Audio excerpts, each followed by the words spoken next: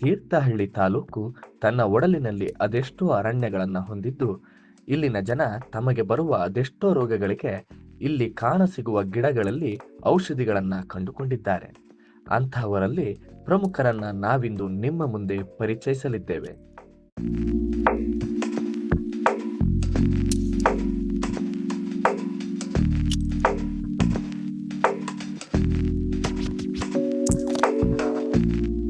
ತಾಲೂಕು ಪಂಚಾಯಿತಿ ಜೀವ ವೈವಿಧ್ಯ ನಿರ್ವಹಣಾ ಸಮಿತಿಯ ವತಿಯಿಂದ ನಮ್ಮ ತಾಲೂಕಿನ ನಾಟಿ ವೈದ್ಯರನ್ನು ನಾವು ಪರಿಚಯ ಮಾಡಬೇಕು ಅನ್ನುವಂತಹ ಮುಖ್ಯ ಉದ್ದೇಶದಿಂದ ಇವತ್ತು ಹಾದಿಗಲ್ಲು ಗ್ರಾಮ ಪಂಚಾಯಿತಿಯ ಆದಿ ನಾಟಿ ಔಷಧಿ ಮನೆ ಮಂಗಳ ರಾಮನಸರ ಇಲ್ಲಿ ಶ್ರೀಕಾಂತ್ ನಾಟಿ ವೈದ್ಯರು ಇವರನ್ನು ಭೇಟಿ ಮಾಡಿ ಯಾವ ಒಂದು ಕಾಯಿಲೆಗೆ ಇವರು ಔಷಧಿಯನ್ನು ಕೊಡ್ತಿದ್ದಾರೆ, ಹಾಗೆ ಈ ಒಂದು ಭಾಗದಲ್ಲಿ ಬಹಳಷ್ಟು ಜನ ಇವರ ಹೆಸರನ್ನು ಹೇಳ್ತಿದ್ದಾರೆ, ಅವರ ವಿಶೇಷತೆ ಏನು ಅನ್ನೋದನ್ನು ಕೇಳಲಿಕ್ಕೆ ನಾವಿವತ್ತು ಈ ಒಂದು ನಾಟಿ ಔಷಧಿ ಮನೆಗೆ ಭೇಟಿಯನ್ನು ನೀಡ್ತಾ ಇರೋವಂಥದ್ದು.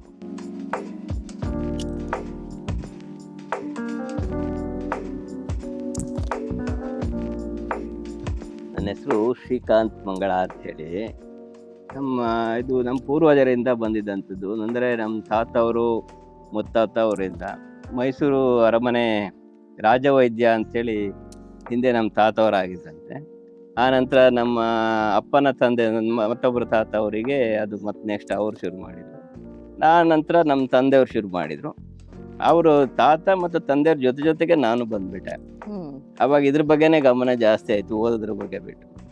ಹಾಗಾಗಿ ನನಗೆ ಈಗ ಇದರಲ್ಲೇ 35 ವರ್ಷ ಎಕ್ಸ್ಪೀರಿಯನ್ಸ್ ನಾನು. ಆಮೇಲೆ ಔಷಧಿ ತಯಾರಿಕೆ ಬಗ್ಗೆ AAML ಬೆಂಗಳೂರಿನಲ್ಲಿ ತಯಾರಿಕೆ ಶಿಬಿರ ಮಾಡಿದರು. ಅಲ್ಲೂ ಹೋಗಿ ಕಲಿತೆ, ಅಲ್ಲೂ ಕೂಡ ಸರ್ಟಿಫೈಡ್ ಆಯಿತು. ಇದು ತುಂಬ ಅಂದರೆ ಈಗ 100 ವರ್ಷದ ಇತಿಹಾಸ ಇದೆ ಇದಕ್ಕೆ. ಇದರಿಗೆ ತುಂಬ ಜನ ಬರ್ತಾರೆ. 50 100 ಜನ ಪ್ರತಿದಿನ ಇರುತ್ತೆ. ಶನಿವಾರ ಭಾನುವಾರ ಮಂಗಳವಾರ ಅಂತ ಹಿಂಗೆ ಇಟ್ಕೊಂಡಿದ್ದೀವಿ ದಿನಗಳನ್ನು. ಅದನ್ನು ಮಿಕ್ಕಿ ಕೂಡ ಇವತ್ತು ಭಾನುವಾರನಲ್ಲ ಶನಿವಾರನಲ್ಲ ಎಲ್ಲ ಮಾಧ್ಯಮಗಳಲ್ಲೂ ಕೂಡ ಯೂಟ್ಯೂಬ್ ಇರ್ಬೋದು, ಬೇರೆ ಬೇರೆ TV ಮಾಧ್ಯಮಗಳಲ್ಲೆಲ್ಲ ಬರ್ತದೆ. ಆಯುಷ್ ಟಿವಿಲೂ ಕೂಡ ಪ್ರತಿ ತಿಂಗಳಲ್ಲಿ ಎರಡನೇ ವಾರ ಇರುತ್ತೆ ನನ್ನ ಕಾರ್ಯಕ್ರಮ. ಯಾವ ಕಾಯಿಲೆಗಳಿಗೆ ನೀವು ಇಲ್ಲಿ ನಮ್ಮಲ್ಲಿ ಮುಖ್ಯವಾಗಿ ಮೂಳೆ ಸವೆತ ಇರ್ಬೋದು, ಮೂಳೆ ಮುರಿತ ಇರ್ಬೋದು, ಅಕಸ್ಮಾತ್ ಈ ಆಕ್ಸಿಡೆಂಟ್ ಆಯಿತು, ಮಲ್ಟಿಫ್ರಾಕ್ಚರ್ ಆಯಿತು, ಆಪರೇಷನ್ ಆಯಿತು, ನೋವು ಕಡಿಮೆ ಆಗಲಿಲ್ಲ ಅಂಥದ್ದನ್ನೆಲ್ಲ ಕಡಿಮೆ ಮಾಡಿ ಆ ಮೂಳೆಗಳನ್ನು ಗಟ್ಟಿ ಮಾಡೋ ಅಂಥದ್ದು. ಇಲ್ಲಿ ತೀರ್ಥಹಳ್ಳಿ ಜನ ಮಾತ್ರ ಬರ್ತಾರ? ಇಲ್ಲಮ್ಮ, ಎಲ್ಲ ರಾಜ್ಯದ ಮೂಲೆಯಿಂದ ಬರ್ತಿದೆ. ಹೊರ ರಾಜ್ಯದವ್ರು ಬರ್ತಾರೆ, ಬೇರೆ ದೇಶಗಳಿಂದ. ನಮ್ಮಲ್ಲೇ ಇದ್ದವರು ಬೇರೆ ದೇಶದಲ್ಲಿ ನೆಲೆಸಿರೋರು ಕೂಡ ಇಲ್ಲಿಗೆ ಬಂದು ಔಷಧಿ ತಗೊಂಡು ಹೋಗ್ತಾರೆ. ಈಗ ಗಿಡಮೂಲಿಕೆ ಅಂತ ಹೇಳಿದಾಗ ಇಲ್ಲಿಗೆ ಎಲ್ಲಿ ನಿಮ್ಮ ಮನೆ ಸುತ್ತಮುತ್ತನೇ ಇದೆಯಾ ಗಿಡಮೂಲಿಕೆಗಳು? ನಿಮಗೆ ಹೊರಗಡೆಯಿಂದ ತರಬೇಕಾಗತ್ತೆ. ಈಗೆಲ್ಲ ಒತ್ತುವರಿಗಳು ಜಾಸ್ತಿಯಾಗಿ ಗಿಡಮೂಲಿಕೆಗಳು ನಾಶ ಆಗ್ತಿದೆ. ಆಮೇಲೆ ಈಗ ಮೊದಲಿನಷ್ಟು ಹೇರಳವಾಗಿ ಸಿಗ್ತಾ ಇಲ್ಲ. ನಾವು ಸಾಕಷ್ಟು ಬೆಳೆಸಿದೀವಿ, ನಮ್ಮ ಜಮೀನಲ್ಲೇ ಇದೆ, ನಮ್ಮ ಸುತ್ತಮುತ್ತಲ ಸಾಕಷ್ಟು ಇದೆ. ಅದು ಬಿಟ್ಟು ನಮ್ಮ ವ್ಯಾಪ್ತಿಯನ್ನು ಮೀರಿ ಹೊರಗೆ ಹೋಗ್ತಿದ್ದಾರೆ ಹುಡುಕ್ಲಿಕ್ಕೆ. ಯಾವುದೇ ಗಿಡಗಳು ಹಾನಿ ಆಗುವಂಥದ್ದಲ್ಲ, ಬರೀ ಎಲೆಗಳನ್ನು ಕತ್ತಿಸ್ತೀವಿ. ಆ ಬೇರ್ಗಳನ್ನು ಬೇಕಾದ್ರೆ ತೆಗಿಯೋದು ಹೇಗೆ ಏನು ಅಂತೇಳಿ ಅದಕ್ಕೆಲ್ಲ ಒಂದು ಟ್ರೈನಿಂಗ್ ಮಾಡಿರ್ತೀವಿ ನಮ್ಮ ತೆಗಿಯೋರಿಗೆ. ಅದೇ ಥರನೇ ತೆಗಿಬೇಕು. ಆಮೇಲೆ ತೆಗೆದ್ಮೇಲೆ ಅವನ ಆ ಮರಕ್ಕೆ ಗುರ್ತು ಮಾಡೇ ಬರ್ಬೇಕು, ಟ್ಯಾಗ್ ಮಾಡ್ತಾರೆ. ಅದು ಮಾಡಿ ಬಂದು ಮತ್ತೆ ನಮಗೆ ತೋರ್ಸ್ಬೇಕು ಇನ್ನೊಂದಿನ, ನಾ ಇಂಥದ್ರಲ್ಲಿ ಇಂಥದ್ದು ತಂದಿದ್ದೆ ಅಂತೇಳಿ. ಆಮೇಲೆ ಅವ್ನು ತೆಗೆದು ಗಿಡನ ಅದು ಸಾಯ್ಬಾರ್ದು ಅನ್ನೋದೊಂದು ಇದಿರುತ್ತೆ ನಮ್ಮ ಪ್ರೊಸೀಜರ್. ಅದು ಯಾವ ಭಾಗದಲ್ಲಿ ತೆಗಿಬೇಕು, ಹೇಗೆ ತೆಗಿಬೇಕು, ಯಾವ ಭಾಗದಲ್ಲಿ ಬಿಸಿಲು ಹೊಡಿಯುತ್ತೆ, ಆ ಭಾಗ ಮುಟ್ಬಾರ್ದು, ಇದೆಲ್ಲ ಇರುತ್ತೆ. ಅದು ನೋಡ್ಬಿಟ್ಟು ಮಾಡ್ಬೇಕಾಗ್ತದೆ. ಈಗ ಔಷಧಿ ಗಿಡಗಳನ್ನ ಹೊಸದಾಗಿ ನೀವೇನಾದ್ರೂ ತುಂಬಾ ನೆಟ್ಟಿದ್ದೀವಿ. ಆದ್ರೆ ನಮ್ದೇ ಆದ ನಮ್ದು ಸ್ವಂತ ಅಂತಲ್ಲ, ಫಾರೆಸ್ಟ್ ಜಾಗ ಒಂದಿಷ್ಟಿದೆ. ನಮ್ಮ ತಾತ ಕಾಲದಿಂದಲೇ ಅದಕ್ಕೆಲ್ಲ ಬೇಲಿ ಎಲ್ಲ ಮಾಡಿದ್ದಾರೆ. ಅದ್ರ ಒಳಗೆ ಏನಿದಾವ ಅವನ್ ಸುರಕ್ಷಿತವಾಗಿ ಔಷಧಿ ವನ ಅಂತಾನೆ ಸುರಕ್ಷಿತವಾಗಿ ಕಾಪಾಡ್ಕೊಂಡು ಹೋಗ್ತಿದೀವಿ ಅಷ್ಟೇ. ಡಿಪಾರ್ಟ್ಮೆಂಟ್ ನ ಬರ್ತಾರೆ, ಕೇಳ್ತಾರೆ ಇದು ಫಾರೆಸ್ಟ್. ಹೌದು ಫಾರೆಸ್ಟೇ, ನಿಮ್ದೇ ಜಾಗ. ನಾವು ಅದನ್ನ ಚೆನ್ನಾಗಿ ಇಟ್ಕೊಂಡಿದೀವಿ. ನೀವು ಆಕಾಶಿ ಹಾಕ್ತೀರಿ, ನೀಲಗಿರಿ ಹಾಕ್ತೀರಿ, ನಾವು ನ್ಯಾಚುರಲ್ ಗಿಡನ ಇಟ್ಕೊಂಡು ಅದ್ರ ಜೊತೆಗೆ ನಾವು ಹೋಗ್ತಿದ್ದೀವಿ ಅಷ್ಟೇ. ನಮ್ಮ ಹೆಸರು KN ಬಸವರಾಜ್ ಅಂತ. ನಾವು ದಾವಣಗೆರೆಯಿಂದ ಬಂದಿದ್ದೀವಿ. ನಮ್ಮ ತಾಯಿಯವರಿಗೆ ಮಂಡಿ ನೋವು ಇತ್ತು. ಆ ಮಂಡಿನ ಸಲುವಾಗಿ ನಾವು ಮೆಡಿಸಿನ್ ಎಲ್ಲ ತೋರಿಸಿದ್ವಿ. ಅವರು ಡಾಕ್ಟ್ರುಗಳು ಆಪ್ರೇಷನ್ ಮಾಡೋಕೆ ಅನ್ನೋದಕ್ಕೆ ಔಷಧಿ ಕೊಡ್ತಾರಂತ ಗೊತ್ತಾಯ್ತು. ಇಲ್ಲಿ ನಾವು ಸುಮಾರು ಜುಲೈ ತಿಂಗಳಿಂದ ಇಲ್ಲಿಗೆ ಬರ್ತಾ ಇದ್ದೀವಿ. ಇಲ್ಲಿ ಬಂದಮೇಲೆ ಟ್ರೀಟ್ಮೆಂಟ್ ಸ್ಟಾರ್ಟ್ ಮಾಡಿದ ಮೇಲೆ ಸ್ವಲ್ಪ ಓಡಾಡಂಗೆ ಆಗಿದೆ.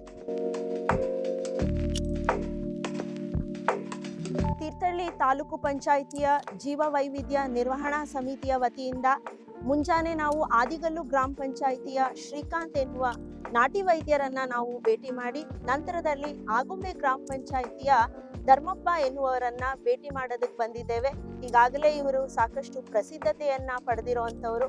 ಅವರನ್ನ ಭೇಟಿ ಮಾಡಿ ನಮ್ಮ ಸಾಕ್ಷ್ಯಚಿತ್ರದ ಮೂಲಕ ಇನ್ನಷ್ಟು ಪರಿಚಯವನ್ನ ಮಾಡಬೇಕು ಅನ್ನೋ ಉದ್ದೇಶದಿಂದ ನಾವಿಲ್ಲಿ ಬಂದಿದ್ದೇವೆ.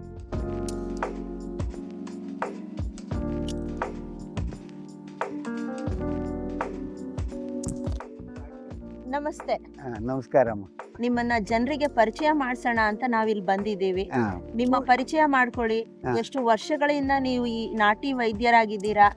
ಯಾವ ಒಂದು ಕಾಯಿಲೆಗೆ ನೀವು ಔಷಧಿಯನ್ನ ಕೊಡ್ತಿದ್ದೀರಾ? ಇದ್ರ ಬಗ್ಗೆ ಸ್ವಲ್ಪ ತಿಳಿಸ್ಕೊಡಿ. ಈಗ ನಾನು ಸುಮಾರು ನನ್ನ ವಯಸ್ಸೀಗ 79 ಆಗಿದೆ. ನಾನು ಸುಮಾರು 30-35 ವರ್ಷದ ಹಿಂದೆ ನಮ್ಮ ತಾಯಿ ಮುಖಾಂತರ ನಾನು ಈ ಸರ್ಪಸುತ್ತು ಅನ್ನೋ ಔಷಧಿಯನ್ನು ಕಲ್ತಿದ್ದೆ ಅವರ ಹತ್ರ. ಅದನ್ನು ಈಗ ಸಾವಿರಾರು ಜನಕ್ಕೆ ನಾನು ಉಪಯೋಗ ಮಾಡಿ ವಾಸಿ ಮಾಡಿ ಇಲ್ಲಿವರೆಗೆ ನಿಂತಿದ್ದೀನಿ. ಈಗ ತಾಯಿಯವರಿಂದ ಬಂದಿರೋ ಹೌದು, ತಾಯಿಯಿಂದ ನಾನು ಕಲ್ತಿದ್ದು. ತಾಯಿಗೆ ಹೆಂಗೆ ಬಂತೋ ಗೊತ್ತಿಲ್ಲ. ಮತ್ತು ಗಿಡಮೂಲಿಕೆ ಔಷಧಿಲಿ ಬೇರೆ ಥರದ ಸಣ್ಣ ಪುಟ್ಟದ್ದು ಕೊಡ್ಬೋದು, ಅದು ಬೇರೆ ಪ್ರಶ್ನೆ. ಇದು ಮುಖ್ಯವಾದ ಔಷಧಿ ಅಂದರೆ ಇದೇ ನಮ್ಮದು. ಇದ್ರಾಗ ಮತ್ತು ನಾವು ಹಣ ಕಾಸು ವಗೇರೆಗಳೇನು ಉಪಯೋಗಿಸಲ್ಲ. ಫ್ರೀ ಸಪ್ಲೈ ಮಾಡ್ತೀನಿ ಅವರಿಗೆ, ಬಂದವರಿಗೆ ವ್ಯವಸ್ಥೆ ರೀತಿಯಲ್ಲಿ ಕೊಡ್ತಾಯಿದ್ದೀನಿ. ಪ್ರತಿನಿತ್ಯ ಜನ ಬರ್ತಾರಾ? ಪ್ರತಿನಿತ್ಯ ಅಂದರೆ ವಾರಕ್ಕೆ ಒಂದು 4-5 ಜನ ಬಂದೇ ಬರ್ತಾರೆ. ಆ ರೀತಿಯಿಂದ ಅವರಿಗೆ ಸೂಕ್ತ ಸಲಹೆ ಕೊಟ್ಟು ಔಷಧ ಕೊಟ್ಟು ಕಳಿಸ್ತೀನಿ. ಎಲ್ಲೆಲ್ಲಿಂದ ಬರ್ತಾರೆ ಜನ? ನಮ್ಮ ಆಜುಬಾಜು ತಾಲೂಕು ಇಂದ ಹೆಚ್ಚು ಕಡಿಮೆ ಹೊರ ಜಿಲ್ಲೆಯಿಂದನೂ ಬರ್ತಾರೆ, ದೂರದಿಂದನೂ ಬರ್ತಾರೆ, ಎಲ್ಲ ಕಡೆಯಿಂದನೂ ಬರ್ತಾ ಇರ್ತಾರೆ. ಅವರು ಎಲ್ಲಿ ಶುರು ಆಗ್ತದೆ ಅಲ್ಲಿಂದ ಬರ್ತಾರೆ ಅಷ್ಟೇ.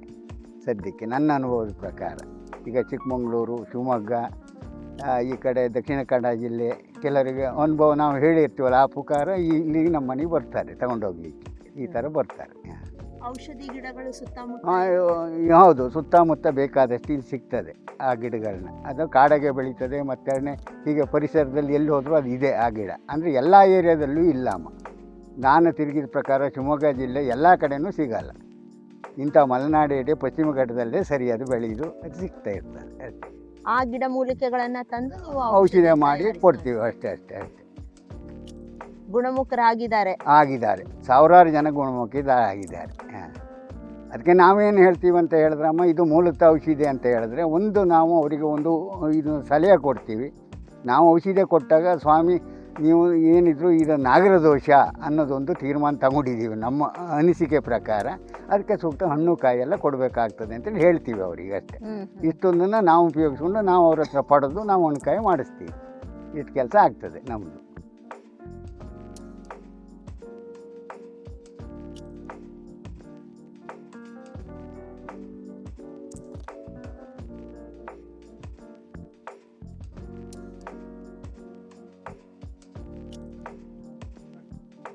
ಅಮ್ಮ ನಮಸ್ತೆ. ನಾ ತಾಲೂಕು ಪಂಚಾಯಿತಿ ತೀರ್ಥಹಳ್ಳಿಯ ಕಾರ್ಯನಿರ್ವಾಹಕ ಅಧಿಕಾರಿ. ಈಗ ಗ್ರಾಮ ಪಂಚಾಯಿತಿ ವ್ಯಾಪ್ತಿಯಲ್ಲಿ ತಾವೊಬ್ರು ಮಹಿಳಾ ನಾಟಿ ವೈದ್ಯರು ಇದ್ದೀರಾ ಅಂತ ನಮಗೆ ಗೊತ್ತಾಯ್ತು. ಹಾಗಾಗಿ ತಮ್ಮನ್ನ ಭೇಟಿ ಮಾಡಿ ತಮ್ಮ ಒಂದು ಮೂಲ ಯಾವುದು, ಯಾವ ಗ್ರಾಮದವರು ನೀವು, ಹಾಗೆ ಎಷ್ಟು ವರ್ಷಗಳಿಂದ ಈ ಒಂದು ನಾಟಿ ವೈದ್ಯ ಔಷಧಿಯನ್ನ ನೀವು ಕೊಡ್ತಾ ಬಂದಿದ್ದೀರಾ? ತುಂಬ ವರ್ಷದಿಂದ ಕೊಡ್ತಾ ಇದ್ದೀವಿ. ನಮ್ಮ ಮಾವ ತೀರೋದ್ರ ಮೇಲಿಂದ ನಾನು ಕೊಡ್ತೀವಿ. ಮೊದಲು ನಮ್ಮ ಯಜಮಾನ್ರು ಕೊಡ್ತಿದ್ರು, ಆಮೇಲೆ ಅವ್ರು ತೀರ್ಕೊಂಡ್ರ ಮೇಲೆ ನಾನು ಕೊಡ್ತಾ ಇದ್ದೀನಿ. ಹಲ್ಲು ನೋವಿಗೆ, ಅರ್ಧಲೆ ನೋವು, ಮತ್ತು ಅಗ್ನಿ ಸರ್ಪ ಅಂತ ಆಗುತ್ತೆ, ಅದಕ್ಕೆ ಕೊಡ್ತೀವಿ. ಮತ್ತು ಇದು ರಜಾದವರಿಗೆ ಕೊಡ್ತೀವಿ. ಜಾಸ್ತಿ ಬಿಲ್ಡಿಂಗ್ ಹೋಗುತ್ತಲ್ಲ ಅದಕ್ಕೆ ಕೊಡ್ತೀವಿ. ಬಿಳೆ ಮುಟ್ಟಿಗೂ ಕೊಡ್ತೀವಿ. ಈ ಹಪ್ಪಟೆ ಹಾವು ಕಚ್ಚಿದಕ್ಕೆ ವಿಷ ಮುಟ್ಟಿದ್ದು ಅಂತೇಳಿ ಬರುತ್ತೆ, ಅದಕ್ಕೂ ಕೊಡ್ತೀವಿ. ಮತ್ತು ಈ ಸಣ್ಣ ಪುಟ್ಟ ಸಾಮಾನ್ಯಾಗೆಲ್ಲ ಇದು ಕಾಲು ಇದಾಗಿದ್ದಕ್ಕೆಲ್ಲ ಒಂಚೂರು ಎಣ್ಣೆ ಮಾಡಿ ಕೊಡ್ತೀವಿ. ಅದಕ್ಕೆ ಈಗ ಯಾವ್ದಾದ್ರು ಒಂದು ದಿನಾನ ನೀವು ನಿಗದಿ ಮಾಡಿದೀರಾ ಬರೋದಕ್ಕೆ? ಜನ ಬರೋದಕ್ಕಾಗಿ ಪ್ರತಿನಿತ್ಯ ನಿಮ್ಮನ್ನ ಭೇಟಿ ಮಾಡ್ತಾರಾ? ಹಿಂಗೆಲ್ಲ ತಿಂಗಳಲ್ಲಿ ಒಂದ್ಸಲ ಹಿಂಗ್ ಬರ್ತಾ ಇರ್ತಾರೆ. ಯಾವಾಗ ಬಂದ್ರು ನೀವು ಔಷಧಿನ ಕೊಡ್ತೀರಾ? ಕೊಡ್ತೀವಿ. ನಿಮ್ಮ ಗಿಡ ಮೂಲಿಕೆಗಳು ಎಲ್ಲಿ ಸುತ್ತಮುತ್ತಾನೆ ಇದೆಯಾ? ಬೇಗ ಅರ್ಜೆಂಟಿನ ಹೋದ್ರೆ ಮನೆ ಹತ್ರ ನೆಟ್ಕೊಂತೀವಿ, ಅವು ಬದುಕುವಂತವನ್ನ. ಇಲ್ಲಿದ್ರೆ ಗುಡ್ಡಕ್ಕೆ ಹೋಗಿ ತರ್ತೀವಿ. ಕಾಡಿಂದಾನೇ ತರ್ಬೇಕಾಗತ್ತೆ? ಕಾಡಿಂದ ಹೋಗಿ ತರಬೇಕು. ಚಪ್ಪೆಗಳೆಲ್ಲ ಈ ಜಾಂಡೀಸಿಗೆ ಇಂಥವಕ್ಕೆಲ್ಲ ಹಾ ಕಾಡಿಗೆ ಹೋಗಿ ತರಬೇಕು. ಕಾಡಿಂದ ತಂದು ಆ ಅದನ್ನ ತೆಪ್ಪೆ ತಂದು ಚೆನ್ನ ಮೇಲ್ಗಡೆದೆಲ್ಲ ತೆಗೆದು ಅದನ್ನ ಕುಟ್ಟಿ ಚೆನ್ನಾಗಿ ಬೇಯಿಸ್ಬೇಕು. ಅದನ್ನ ಬೇಯಿಸಿ ನೀರು ಮಾಡಿ ಇಂತಿಷ್ಟು ದಿವ್ಸಕ್ಕೆ ಬೇಕು ಅಂತ ಹೇಳಿ ಒಂದು ಬಾಟ್ಲಿ ಒಳಗೆ, ಗಾಜಿನ ಬಾಟ್ಲಿ.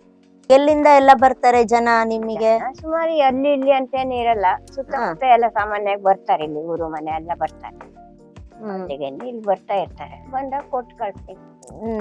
ಹೊರ ಜಿಲ್ಲೆಯಿಂದಾನು ಕೂಡ ಬರ್ತಾರ? ಪಕ್ಕದ ಜಿಲ್ಲೆಗಳಿಂದ? ಇಲ್ಲ ಇಲ್ಲ, ಅಲ್ಲೆಲ್ಲ ಬರಲ್ಲ, ಸುತ್ತಮುತ್ತ ತಾಲೂಕಿನಲ್ಲಿ ಬರ್ತಾರೆ ಜನ. ಬರ್ತಾರೆ. ಆಗುಂಬೆ ಹೊರಟಿಂದ ಈಗ ಕೆಂದಳಬೈಲು, ನೇಗ್ರೊಳಿ ಹೊರಟಿ ಬರ್ತಾರೆ.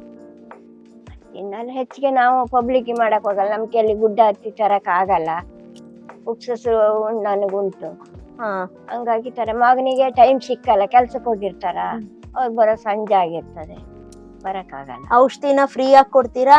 ಅವ್ರು ಕೊಟ್ರೆ ತಗೊಂತೀವಿ, ಕೊಡ್ರಿ ಹಂಗೆ ಕೊಡ್ತೀವಿ. ಒಂದು ಸೇವೆ ನಾವು ಕಲ್ತಿದ್ನ ಒಂದು ಕೊಡೋದಷ್ಟೇ.